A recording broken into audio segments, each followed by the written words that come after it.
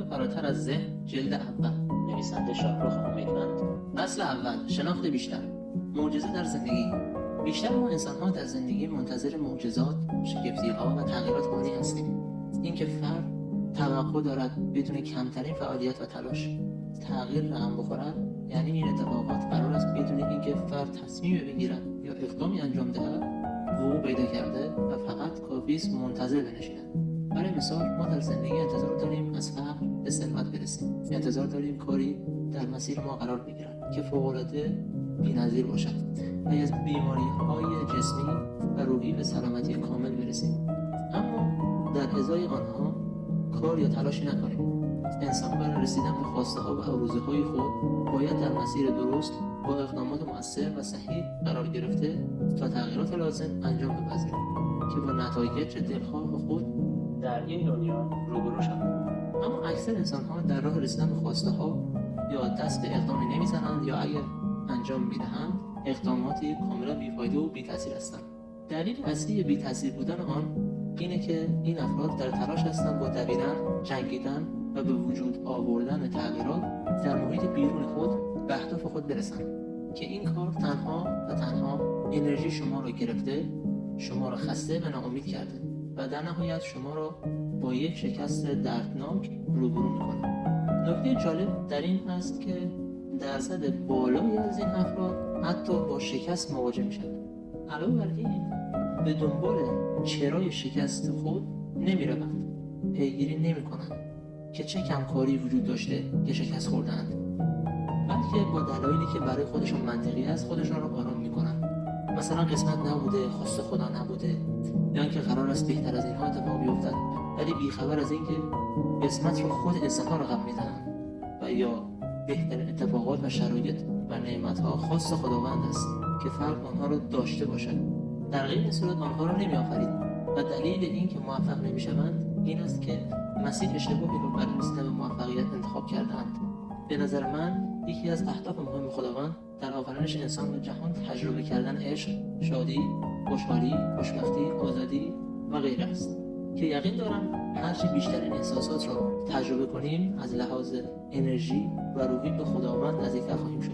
من اعتقاد دارم در زمانهایی که به وجود ویژگی‌های خداوند فکر می‌کنیم و در رابطه با آن تحلیل می‌کنیم، بیشترین و کلیدی‌ترین صفاتی که در وصف خداوند به ذهن ما خطور می‌کند همچون بخشندگی، عشق، آزادی، مهربانی و غیره میباشد. البته ناگفته نمانه که کلمات برای توصیف خداوند حقیر و ناچیز هستند. بر این اساس برای نزدیک شدن به خداوند باید این احساسات رو در درون خودمون پرورش دهیم. اصل مهمی که من بسیار زیاد به آن فکر میکنم این است که همونطور که ما انسان‌ها بر این عقیده هستیم خداوند خالق ما و جهان ماست، پس کاملا طبیعی است که در وجود ما و جهان حقیقت ذاتی خداوند نهفته باشد. پس بر اساس این اصل هر چقدر که انسان بیشتر این احساسات را تجربه کند و در مسیر آنها باشد به خداوند نزدیکتر و حتی با آن یکی می شود. هدفی که اکثر انسان‌ها در زندگی خود انتخاب می کنند شادی، عشق، خوشبختی و آزادی است که کاملا صحیح می باشد. به همین دلیل دائم در حال کوشش و تلاش‌های فراوان برای رسیدن به آنها یا رسیدن به بایدهای مثل قدرت و مالکیت بیشتر بر روی اشیا، برتری از دیگران و غیره می باشد تا به هدف و خواسته هایی که دارند دست پیدا کنند. اما با وجود دست پیدا کردن به قدرت های زیاد و اشیای فراوان باز هم آن احساساتی که مربوط به حقیقت ذاتیشان است را تجربه نمی کنند، یعنی به هدف اصلی زندگی خود نمی رسند. با توجه به اینکه به بایدهای زیادی در زندگی خود دست پیدا کرده‌اند، یک نکته قابل توجهی که در این میان وجود دارد این است که انسان‌های زیادی وجود دارند که بیش از اندازه درگیر این بایدها و ابزارهای رسیدن به هدف زندگیشان می‌شوند. این درگیری زیاد باعث می‌شود این افراد در مرحله رسیدن به بایدها، قدرت و اشیایی که قرار است به آنها احساساتی مثل خوشبختی و شادی، لذت و غیره دهد گیر کنند و در کل زندگی خود در حال رسیدن به این بایدها هستند و به این شکل زندگی خود را سپری می‌کنند. به نظر می‌رسد بسیاری از انسان‌ها روش حقیقی شادی، خوشبختی و آرامش را از یاد بردند.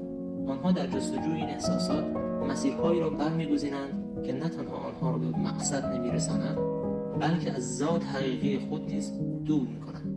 پس تا بدین مرحله باید خوب متوجه شده باشید که برای رسیدن به هدف اصلی زندگی و ذات حقیقی نیازی به این بایدها نیست. بیشتر تلاش‌ها و فعالیت‌های برای رسیدن به این اهداف نه تنها ضروری نیستند، بلکه انرژی، تمرکز و زمان زیادی را از انسان می‌گیرد. شعر زیبا در این رابطه دارد مولانا: دنیا همه هیچ و اهل دنیا همه هیچ، ای هیچ برای هیچ در هیچ مپیچ. دانی که پس از عمر چه ماند باقی، عشق است و محبت است و باقی همه هیچ. دوست عزیز، انسان برای رسیدن به موفقیت‌ها و جذب کردن معجزات و شگفتی‌های بی‌نظیر خداوند در زندگی نیازمند به تلاش‌ها، تصمیم‌ها و به وجود آوردن تغییرات در زندگی است. با در انتظار نشستن و حتی انجام سپاسگزاری و دعا باز هم قرار نیست اتفاقی رقم بخورد. سپاسگزاری و دعا مکمل‌های فوق‌العاده قدرتمند جهان برای رسیدن به فراوانی‌های خداوند و موفقیت‌های زندگی هستند. اما برای اینکه این مکمل‌ها به خوبی عمل کنند و مؤثر باشند، لازم است که یک سری فعالیت‌ها و تغییرات درونی به وجود بیاوریم تا هم روح شخص و هم ذهن شخص آمادگی‌های لازم را برای این تغییرات و شگفتی‌ها داشته باشد و در غیر این صورت هیچ اتفاقی رقم نخواهد برد و اگر بخورد باعث شادی و خوشحالی و خوشبختی نمی‌شوند، بلکه برای این انسان غلبه بر این باعث لطمه‌ها و صدمه‌های نیز می‌شوند. در ابتدا در مورد یکی از معجزات و شگفتی‌های این دنیا برایتان توضیح می‌دهم که شخص می‌تواند با کمترین انتظار آن را به صورت ارادی رقم بزند. برای رقم زدن شگفتی اصلا نیازی به داشتن ثروت، داشتن سن کم یا زیاد، داشتن تجهیزات و لوازم پیشرفته و هوشمند و غیره نیست. فقط کافی است که شخص بخواهد و تصمیمش را بگیرد تا آن را انجام دهد. قبل از توضیح دادن لازم است که بدانیم اگر فردی در زندگی قادر به دیدن معجزات و نعمت‌های زندگی خود نیست، دلیلش این است که بلد نیست و باید به او آموزش داده شود و یا به گفته دیگر باید برنامه آن را درون خود نصب کند تا بتواند از آن استفاده کند. برای رقم زدن این شگفتی لازم است فرد در زندگی خود تصمیم بگیرد که فقط زاویه دید و مفهوم دریافتی را نسبت به دنیایی که در آن در حال زندگی است تغییر دهد. با تغییر دادن این دو، فرد تازه قدرت دیدن معجزات و شگفتی‌ها را در خود فعال می‌کند. زیرا برای به وجود آوردن یک زاویه دید جدید یا برداشت‌های جدید در زندگی لازم است که انسان به دنیای درون خودش سفری داشته باشد و در این سفر هر آنچه که فایده و سودی برای او ندارد را بیرون کند. دقیقاً مانند این است که انسان برای رفع گرسنگی خود در سطل زباله به دنبال خوراکی باشد. درونیات انسان هم مثل همین است که باید در بهترین و مفیدترین دارایی‌ها به دنبال آن بود. مثلا باورهای منفی و مخربی که توسط دیگران، مدرسه، خودمان و غیره در طول دوران زندگی به وجود آمده‌اند. برای نمونه این دنیا پر از درد و رنج و عذاب است. با اینکه آنقدر این دنیا و انسان‌ها بد هستند که نمی‌شود حتی به چشمان خود نیز اعتماد کنیم. ما آفریده شده ایم که کار دیگران را راه انداخته تا به موفقیت و ثروت برسند. من خیلی ضعیف و ناتوان هستم و نمی‌توانم کاری را درست انجام دهم یا آن را تمام کنم و هزاران مثال‌های دیگر که زندگی ما را پر کرده‌اند. 2. قدرت کلامی قدرتی است که انسان‌های زیادی از آن آگاهی ندارند و تعداد دیگری هم هستند که آن را جدی نمی‌گیرند. هر کاری که انسان‌ها در این دنیا انجام می‌دهند لازمه آن صرف کردن انرژی است. انسان برای انجام هر کاری نیازمند انرژی است، حتی برای خواب. آیا شما فردی را دیده‌اید که با داشتن احساسات منفی مثل خشم، غم، ناراحتی یا کسی که اتفاق ناگواری برایش افتاده بتواند بخوابد؟ خیر، این احساسات منفی و شرایط و اتفاقات ناگوار انرژی آن شخص را گرفته و چیزی برایش باقی نمانده است.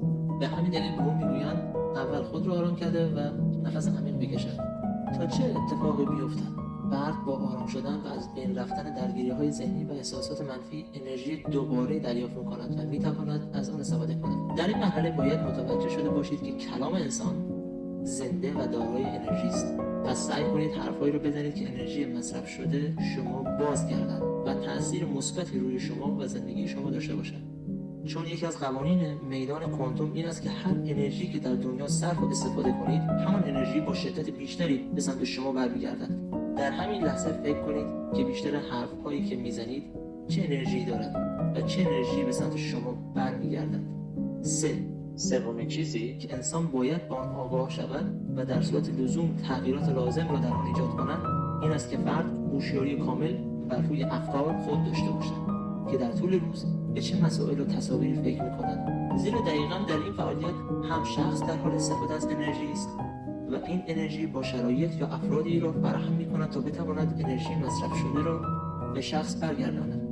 برای مثال اگر فردی در طول روز مشغول فکر کردن به احساس خشم باشد و تصاویر مربوطه را در ذهن خود ایجاد کند، بدون شک قرار است با اتفاقات و شرایط و افرادی روبرو شود که انرژی استفاده شده را به او برگرداند. آگاه شدن و ایجاد تغییرات لازم در این سه مورد کمک بسیاری به شما برای تشکیل زاویه دید و برداشت جدیدی از زندگی می‌کند. تغییر این سه به خودی خود پایه و اساس معجزات و شگفتی‌ها در زندگی است.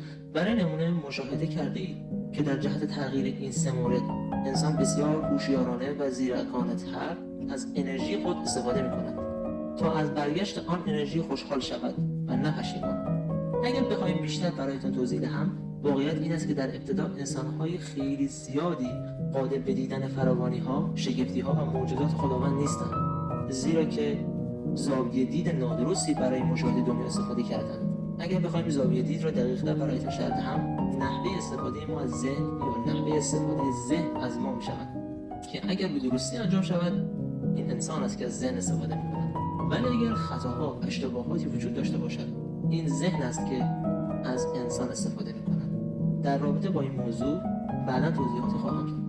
در زمانهایی که انسان‌ها قادر به دیدن معجزات و شگفت‌انگیز خداوند نیستند، این ذهن انسان است که بر روی انسان‌ها کنترل پیدا کرده و زندگی آنها را اداره می‌کند و انسان را به گونه‌ای اداره می‌کند که دوست دارد، یعنی احساسات، افکار، اهدافی را برای فرد به وجود می‌آورد که خودش دوست دارد و برای قدرتمند کردن خودش لازم است. به صورت کلی انسان‌ها آن چیزهایی را در دنیا می‌بینند که در ذهن آنها تعریف شده است. حال در ذهن خیلی از آنها که حداکثر جمعیت را شامل می‌شوند، درد، رنج، فقر، نفرت، شکست، بدشانسی و تنهایی تعریف شده و در زندگی فقط قادر به دیدن این موارد است. هرچند مشتاق دیدن شگفتی‌ها و معجزات هستند و دعای زیادی هم می‌کنند، اما چون او نمی‌تواند ببیند، دلیل بر آن نمی‌شود که آن وجود ندارد. و بالعکس افرادی هم وجود دارند که در ذهنشان عشق، موفقیت، مهربانی و شادی تعریف شده است. هرچند تعداد کمی هستند، اما دنیای این افراد لبریز از این احساسات و خالی از تاریکی، درد و فساد است، چون ذهن آنها نیز قدرت دیدن اینها را ندارد. به عبارت دیگر و به قول بزرگان ما، واقعیت و ذات حقیقی دنیا را نمی‌بینیم، بلکه آن چیزی را می‌بینیم که هستیم. بر اساس این جمله اگر چیزی است که آن را دوست نداریم، باید آن را از درون خودمان حل کنیم، زیرا در درون ما وجود داشته که با آن روبرو شدیم و آن را دیدیم. می‌توانیم با تغییر دادن درونیات به حقیقت ذاتی دنیا که همان فراوانی و عشق است نزدیکتر شویم. آن چیزهایی را که دوست داریم کم کم مشاهده کنیم و دید و برداشت جدیدی به زندگی و دنیا پیدا کنیم.